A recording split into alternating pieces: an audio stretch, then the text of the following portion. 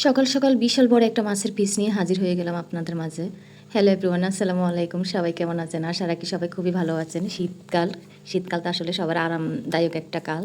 তো আজকের ব্লগ যেটা নিয়ে শুরু করলাম, সকাল সকাল বিশাল বড় একটা মাছের পিস নিয়ে বসে গেলাম কাটতে, কিন্তু বাসায় কোনো ধারালো ছুরি বটি নাই। একটা বটি আছে, তাও অত ধার নেই। কিভাবে কাটবো? কাটাগুলো অনেক শক্ত শক্ত হয়ে গিয়েছে, বুঝতেছি না। তাও সাহস করে বসে গেলাম। কি করব, নাই মামা থেকে মাছের কাটাগুলো এত শক্ত, কাটতে আমার অনেক কষ্ট হচ্ছিল। এগুলাকে কাটতে গেলে হচ্ছে না। এমনি মাছের পিসগুলো যেখানে কাটা না ওখানে কাটা যাচ্ছে, মাঝখানের কাটাগুলো কাটতে গেলে মনে হয় ঘাম ঝরে পড়তেছে, এই অবস্থা।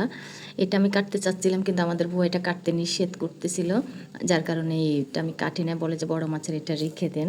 তো যাই হোক, আজকে আমি মাছটা মাংসর মতো করে রান্না করব।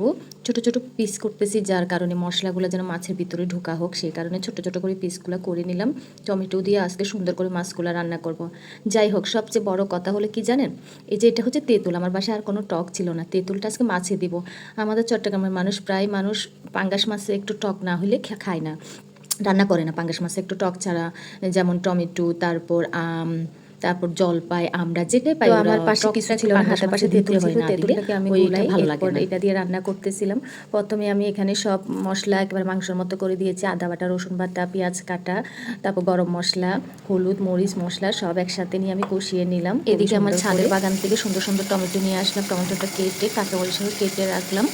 মাছগুলোকে আমি সুন্দর করে ধুয়ে এবার পাতিলে, কালারটা খুবই সুন্দর, লাল লাল টকটকে লাল। এই কালারটা আমার খুবই ভালো লাগে। আমি আসলে সাধারণত ঝালমরিচ খাই না, মিষ্টি মরিচই খাই।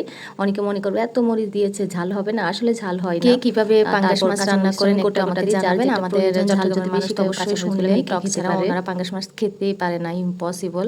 যাই হোক, আমার মাছটা প্রায় কষে গিয়েছে। এরপরে আমি একটু ঝোল দিব, বেশি ঝোল দিলে আসলে পাঙ্গাস মাছটা মজা লাগে না।